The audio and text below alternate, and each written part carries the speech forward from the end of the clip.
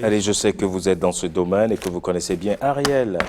Absolument. Ariel, et c'est d'elle que nous parle aujourd'hui Rebecca Kenjaoundé. Dans Femina, elle nous amène à la rencontre de Ariel, la patronne. Regardez.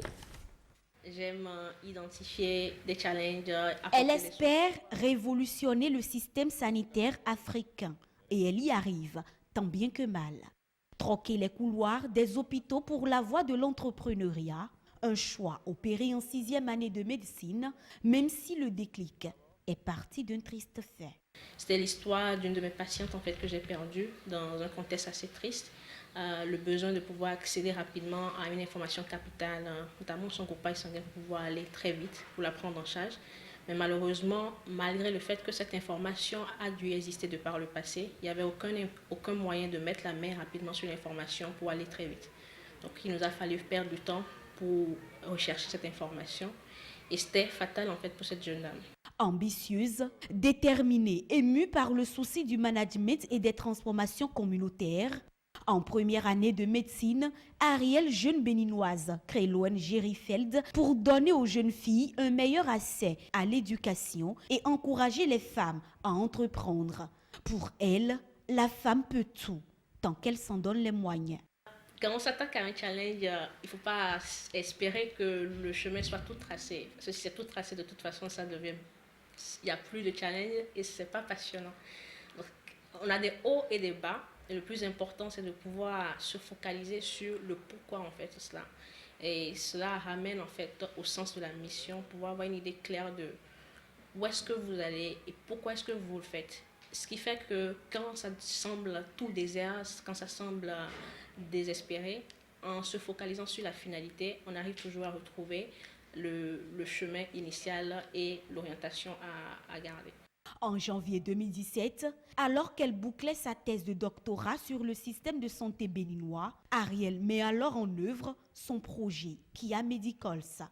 Et l'objectif que nous visons derrière, c'est de pouvoir créer une sorte d'interconnexion entre les différentes structures de santé afin de garantir l'accessibilité de l'information en misant sur le temps, la complétude de l'information, la précision, mais aussi contribuer à économiser des coûts pour l'amélioration du système de santé.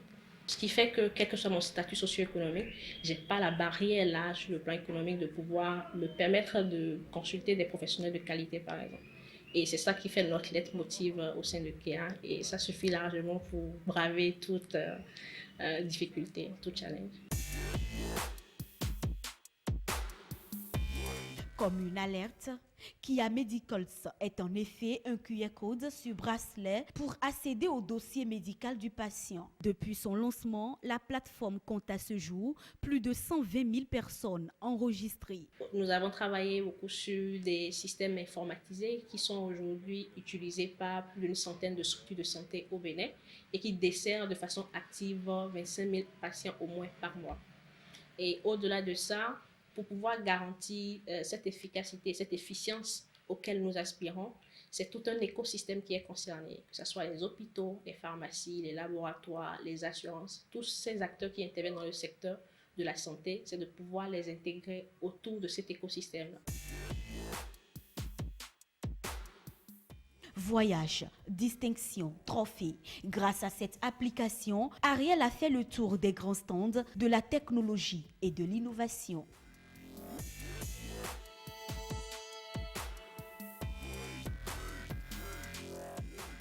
Kia Medicals, derrière, c'est aussi un travail d'équipe et de collaboration.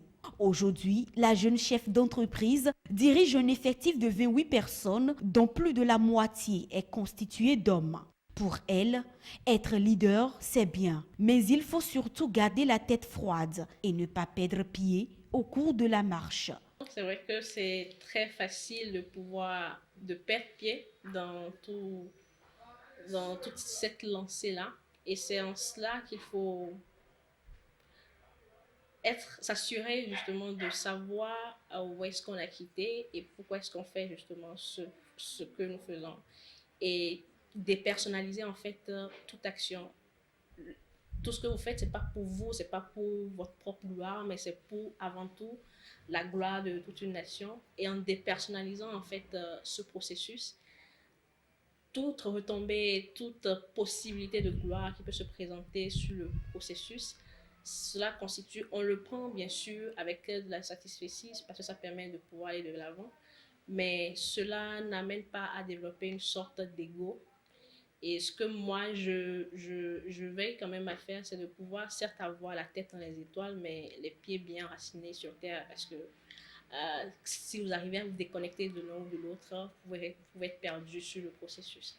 Donc, c'est pas facile, mais ça demande beaucoup d'humilité et beaucoup d'introspection en temps réel, mais aussi avant tout respecter la personne humaine, les personnes qui sont autour de vous.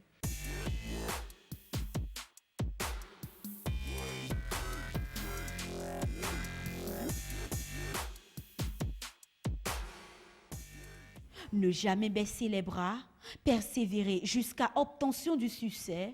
Dans 5 ans, Ariel se voit à la tête d'une structure encore plus grande et surtout qui impacte positivement la vie de chaque citoyen du Bénin et même au-delà.